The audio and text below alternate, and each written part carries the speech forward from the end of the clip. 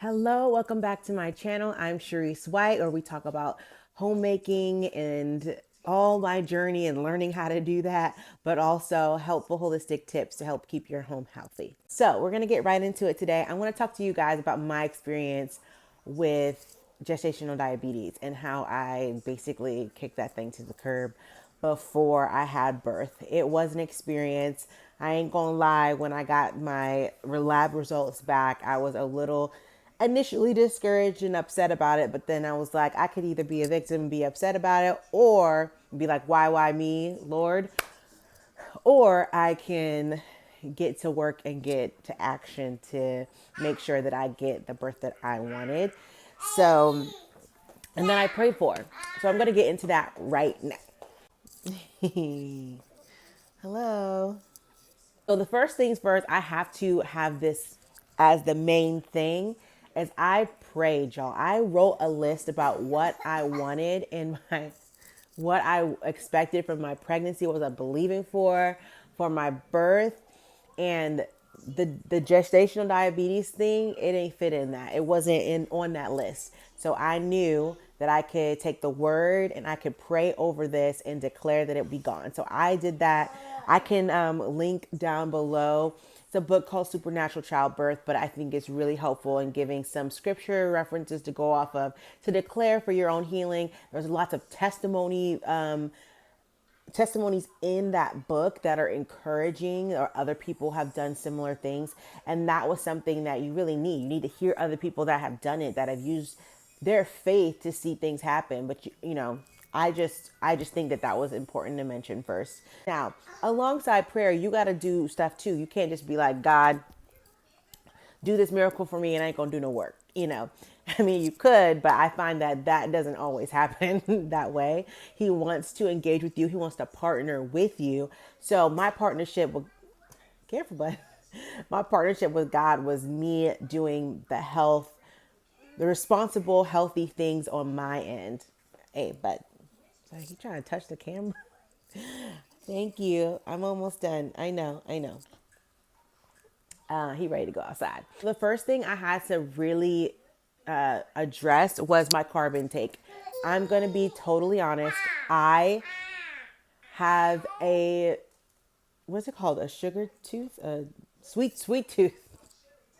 I have a sweet tooth, so I do like carbs. I like sweet things. I like cake and brownies and ice cream.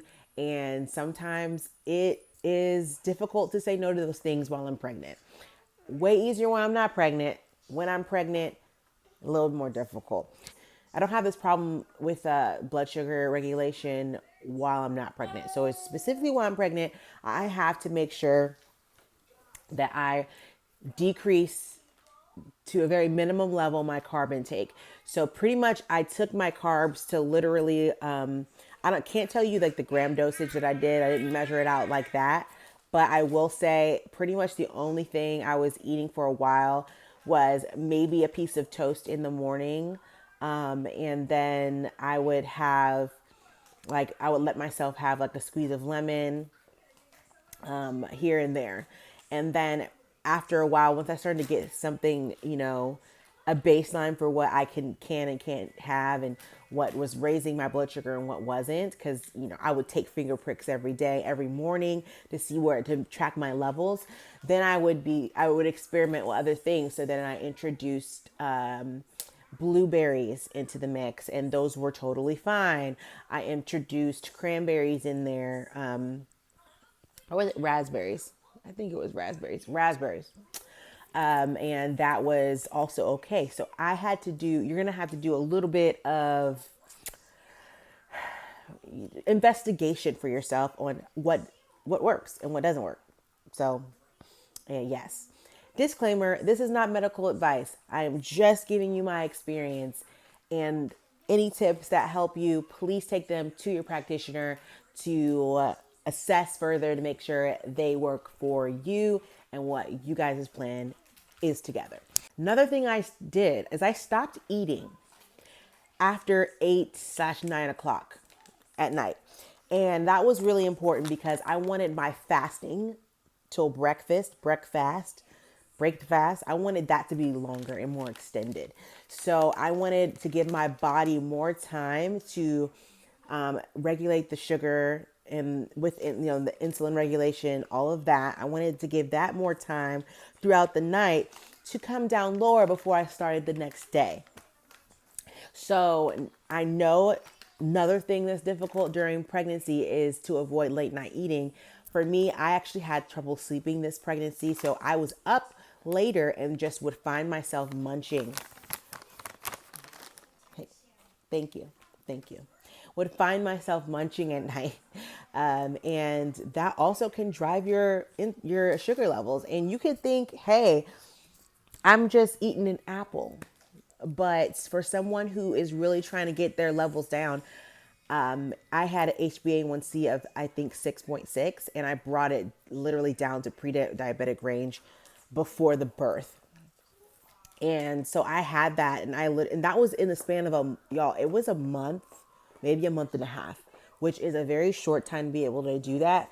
But I busted my butt and I did it. I used discipline and I prayed and I prayed, and it happened. The next one is exercise.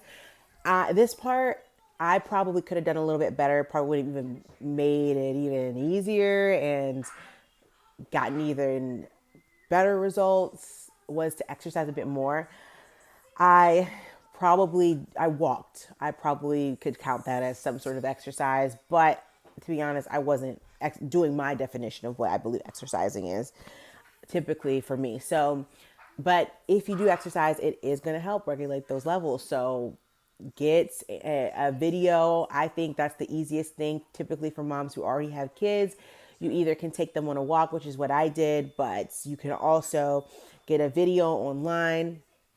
There's so many pregnancy friendly stretching videos, cardio videos for pregnancy, that are light, strength training for pregnancy that are light. So there's so many things on YouTube now, and none of us have excuses. The next thing is high protein, high protein, high protein. 70 grams of protein a day was what my goal was for pregnancy, and I tried to hit that in a few different ways. I would first kind of upload my breakfasts with protein, and that's just good for women in general. I think it's good for our hormones and our metabolism to not have carb heavy breakfasts. Sorry. Yes, to not have a high carb dosage in the morning, but to actually do your high proteins and fats for your breakfasts. And I did that. I did that with eggs, especially in the beginning, because you got about 6 grams of protein per egg. So it's a little bit easier to get to that amount. That makes it, a more seamless process than trying to eat a ton of meat, like, eating a ton of chicken or bison or whatever you're going to eat for meat. So that was a little bit more seamless and easy. And then I'd had a collagen protein that was awesome. I think it was about 15 grams, 14, 15 grams per serving. So you could even do that, once or twice a day. And that really helped keep my blood sugar regulated.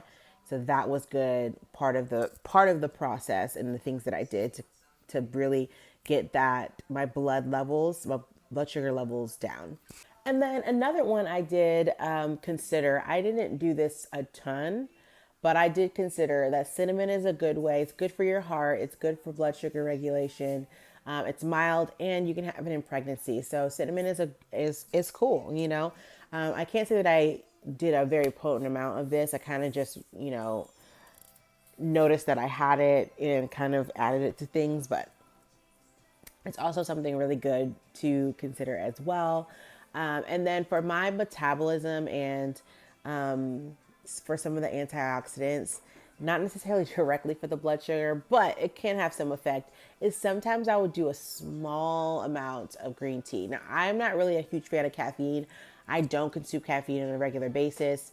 So that's just not me. Once I got pregnant with my first, I had an aversion to caffeine. I had an aversion to green tea, and just for some reason my body didn't want it. So after that point, I kind of stopped drinking caffeinated beverages. And before that, I pretty much all I had was green tea anyway. But I would notice that this pregnancy, excuse you, but I did notice that this pregnancy, a little bit of green tea kind of helped me.